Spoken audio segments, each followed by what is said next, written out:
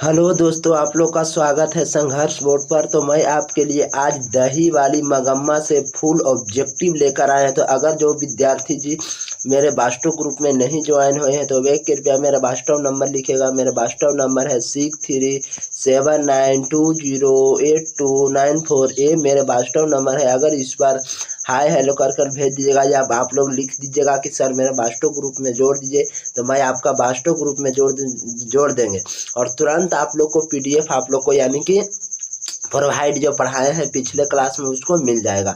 तो चलिए चलते हैं दही वाला। अगर आप में दम है तो 30 में 30 सही, 30 में 15 सही कर देखो, तब देखते हैं कि कितना आप लोग यानी कि पढ़ते हैं और कैसा तैयारी चल रहा है। 2027 बोर्ड एग्जाम की तैयारी कैसे चल रहा है। तो चलिए चलते हैं। यानी कि फर्स्ट नंबर सवाल कि मगम्मा क्या बेचती थी। तो मगम्मा यानी कि मगम्मा दही बेचती थी, यानी कि बी बिल्कुल राइट आंसर होगा। चलिए चलते हैं। दूसरे नंबर सवाल क्या कर रहा है कि मगम्मा की बहू का क्या नाम था।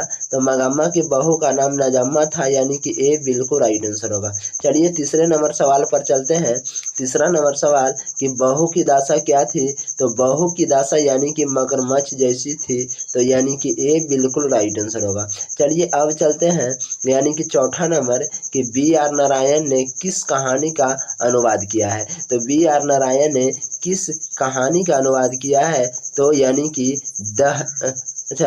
दही वाली मगम्मा का। किसका। तो दही वाली मगम्मा का अनुवाद किया है बी आर नारायण ने, यानी कि बी बिल्कुल राइट आंसर होगा। चलिए अब चलते हैं पांचवा नंबर सवाल पर। पांचवा नंबर सवाल क्या कर रहा है कि दही वाली मगम्मा कहानी किस भाषा से अनुदित है। तो दही वाली मगम्मा है वह किस भाषा से अनुदित है जी। तो चलिए यानी कि कन्नड़ से अनुदित है, यानी कि पांचवा का बिल्कुल राइट आंसर बी होगा। चलिए अब चलते हैं छठे नंबर सवाल पर। छठा नंबर सवाल का कह रहा है कि दही वाली मगम्मा कहानी किसे संदेश देती है। तो दही वाली मगम्मा है वह बहुओं की संदेश देती है, यानी कि सी बिल्कुल राइट आंसर होगा। चलिए अब चलते हैं। यानी कि 7वें नंबर सवाल पर कि मगम्मा के परिवार में कुल कितने सदस्य थे।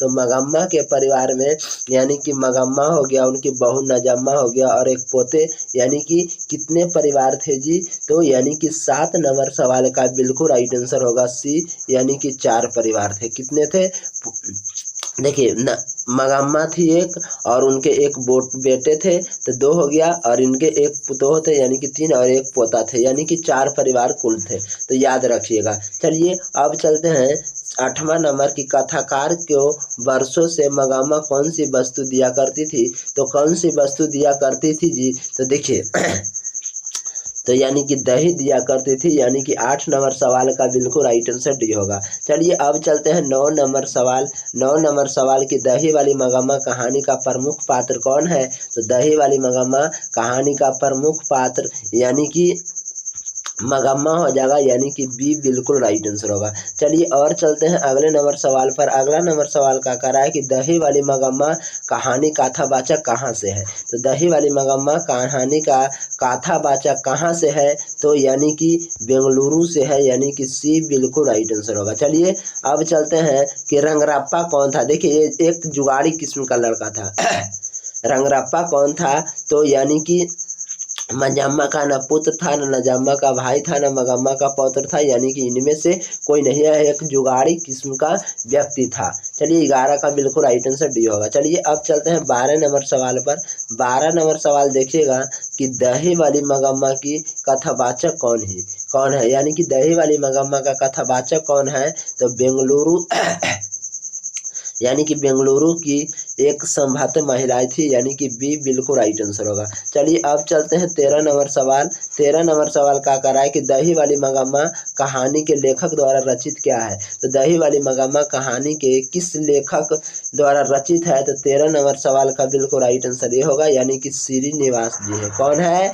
तो श्रीनिवास है। चलिए अब चलते हैं यानी कि 14 नंबर सवाल। 14 नंबर सवाल पर कि उस घर में अब सास और बहू में स्वतंत्र की होड़ लगी है, यह पंक्तियाँ किस कहानी का है। तो यह पंक्तियाँ दही वाली मगम्मा का है, यानी कि डी बिल्कुल राइट आंसर होगा। चलिए और चलते हैं अगले नंबर कि अधिक बुद्धिमान कौन थी। तो अधिक बुद्धिमान यानी कि मगम्मा थी, यानी कि 15 का बिल्कुल राइट आंसर ना नजम्मा थी अधिक बुद्धिमान कौन थी जी? तो नजम्मा यानी कि सी बिल्कुल राइट आंसर होगा। चलिए और चलते हैं 16 नंबर सवाल। 16 नंबर सवाल देखिएगा कि मगम्मा प्रतिदिन करती थी, तो मगम्मा प्रतिदिन क्या करती थी? तो देखिएगा यानी कि एक ग्रामीण महिला थी, यानी कि प्रतिनिधित्व करती थी, तो एक ग्रामीण महिला की थी, यानी कि बी बिल्कुल राइट आंसर होगा।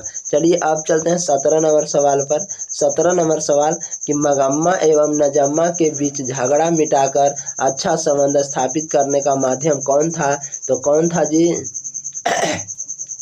तो यानी कि मगम्मा का पोता हो जाएगा, यानी कि बी बिल्कुल राइट आंसर होगा। चलिए और चलते हैं अगले नंबर सवाल। अगला नंबर सवाल कि श्रीनिवास का जन्म कहाँ हुआ था? तो श्रीनिवास जी का जन्म अगर पूछा जाए तो उड़ीसा में हुआ था, यानी कि बी बिल्कुल राइट आंसर होगा। 18 नंबर सवाल का बी बिल्कुल राइट आंसर होगा। चलिए और चलते हैं 19 नंबर सवाल कि बी आर नारायण ने किस कहानी का अनुवाद किया है? तो किस कहानी का अनुवाद किया है जी? तो यानी कि 19 नंबर सवाल का बिल्कुल राइट आंसर यानी कि दही वाली मगम्मा हो जाएगा, यानी कि बी बिल्कुल राइट आंसर होगा। चलिए चलते हैं अगले नंबर सवाल, यानी कि लक्ष्मी के बड़े पुत्र का नाम क्या था? तो लक्ष्मी के बड़े पुत्र का नाम अगर पूछा जाए तो क्या था? तो अच्युत था, यानी कि ए बिल्कुल राइट आंसर होगा। चलिए अब चलते हैं अगले नंबर सवाल पर कि दही वाली मगम्मा कहानी के किस लेखक द्वारा रचित है? तो किस लेखक द्वारा रचित है जी?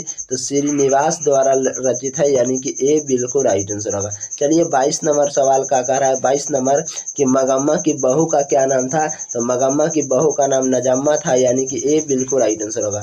चलिए चलते हैं, यानी कि दही वाली मगम्मा के लेखक कौन है? तो दही वाली मगम्मा के लेखक यानी कि श्रीनिवास जी है, यानी कि सी बिल्कुल राइट आंसर होगा।